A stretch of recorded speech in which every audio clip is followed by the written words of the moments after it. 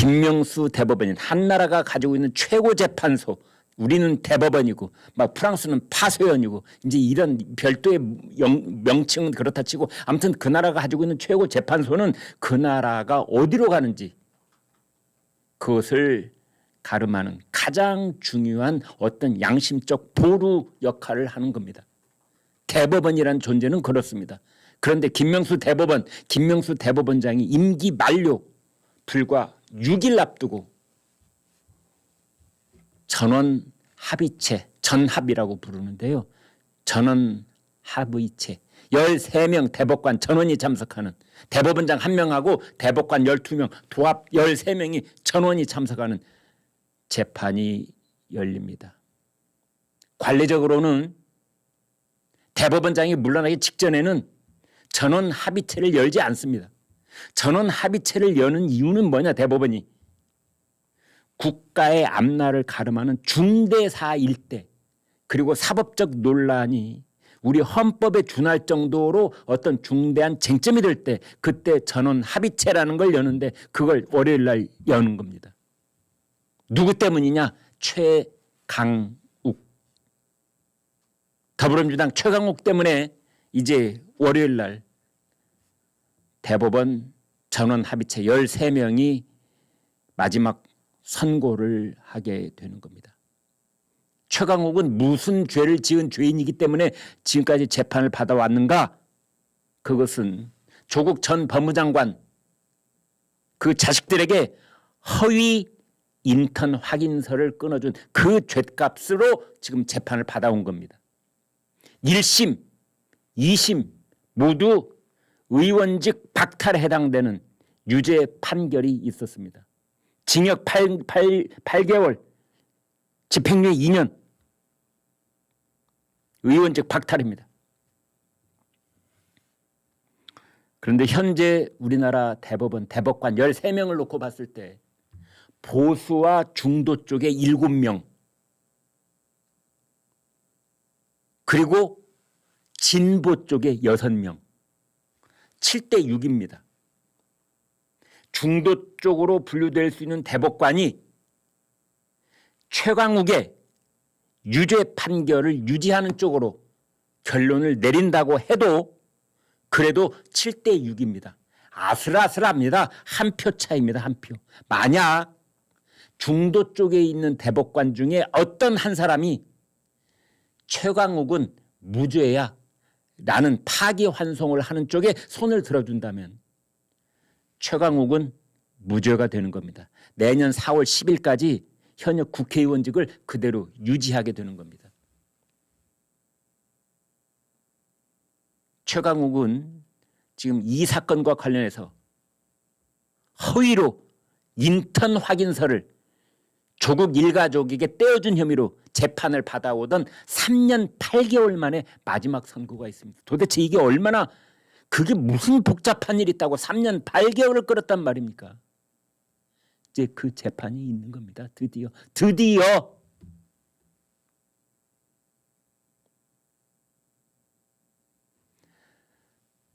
그러면 쟁점은 뭐냐?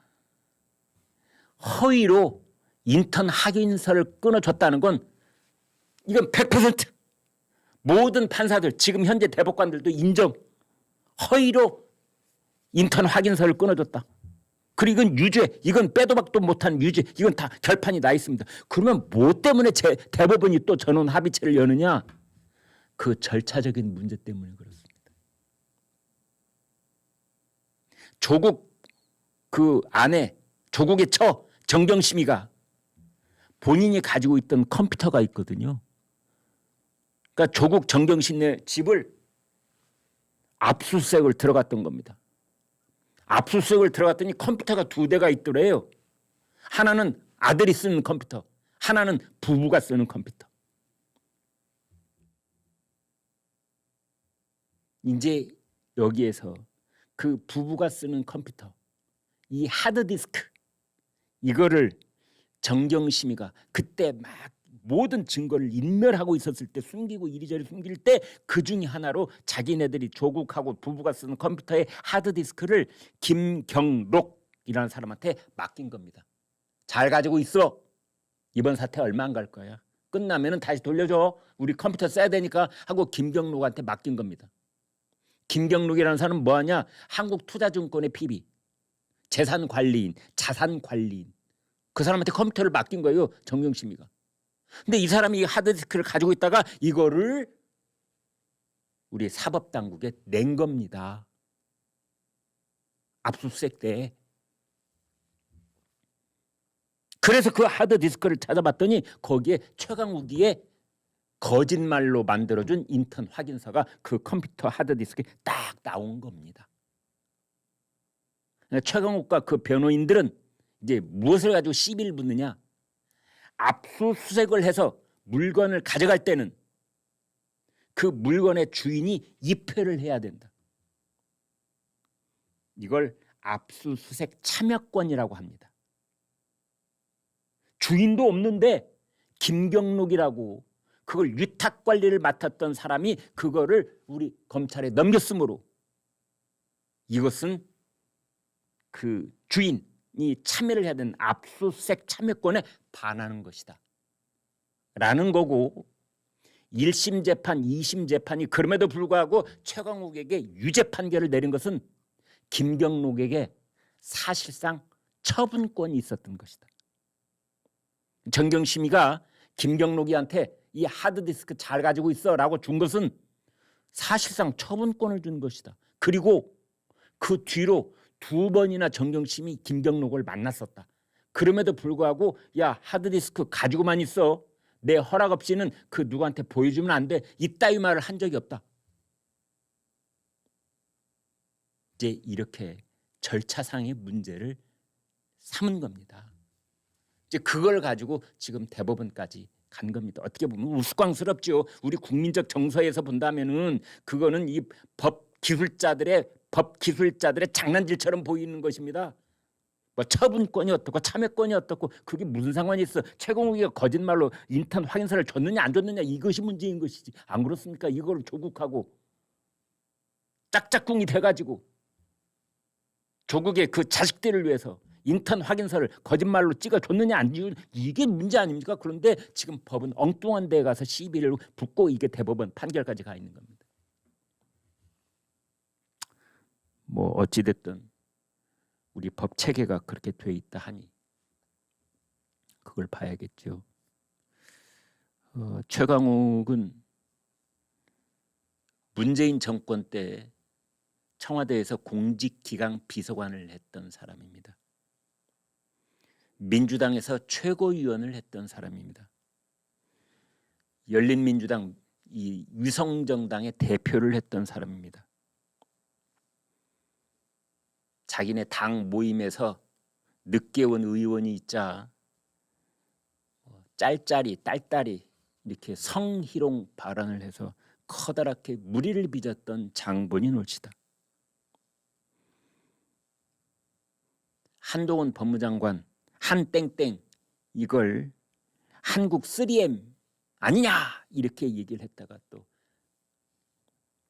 이게 한국 한땡땡 한국 3M 한동훈 아니냐 이랬다가 크게 또 세상 웃음거리가 됐던 최강욱입니다.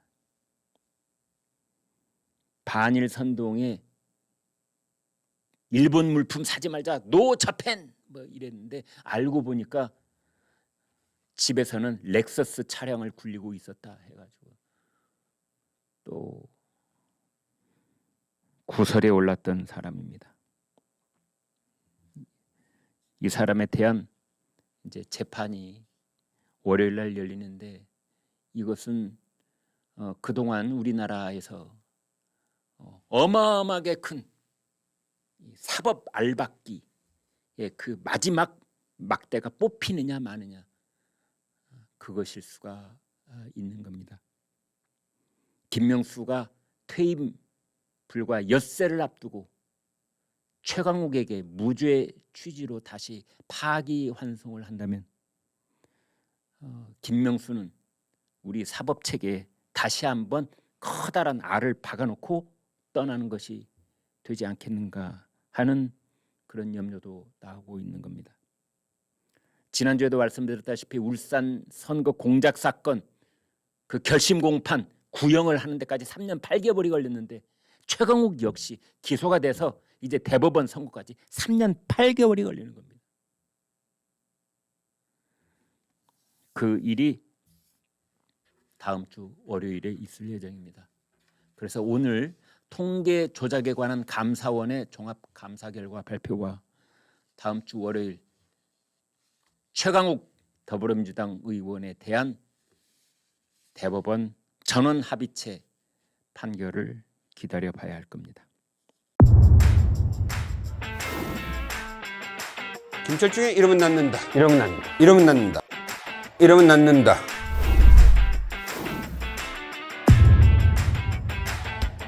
(24시간) 연속혈당 측정이 가능해지면서 어마어마한 새로운 세상이 열리기 시작한 거잖아요. 저희가 서울 알고리즘이라고 서울이라는 이름을 붙여가지고서 이제 별명을 만드는 건데요. 당뇨병의 치료 엄청나게 효과 좋은 약들이 막 나왔잖아요. 그래서 체중과 혈당을 다 잡을 수 있는 거죠. 단독 투여만으로도 이거 엄청난 약이네 그러면. 그렇죠. 소변으로는 당이 프로는 얼마나 빠져나갈 것 같으세요? 하루에?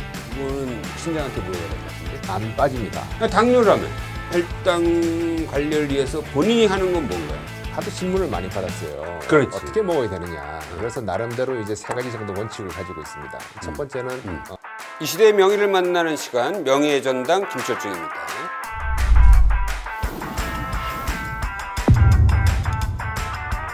스텐트 시술이 수십만 건이 이루어지고 있는데 이걸 국내에서 최초로 하신 거죠. 뉴잉글랜드 저널 오브 메디신 애니제임이라는 그 학술지가 우리나라 의사 중에 처음으로 애니제임을 쓴 거 아닙니까? 바뀌는 거예요, 그때부터. 한국에서 이루어진 연구 논문이 전 세계 표준을 바꾼 거네요. 중심이 됐죠. 그래요? 생각보다 훌륭한 사람인 거. VIP 환자들도 많이 바뀌었어요. 누구 보면 금방 아실 뿐이었죠, 그때는. 다른 병원에 입원해 있다가 원래 와서 저쪽 병원에서 난리가 났을 텐데 병원을 한 일주일 정도 못 나왔어요. 못 나왔죠. 심장병 환자들한테 해주고 싶은 말은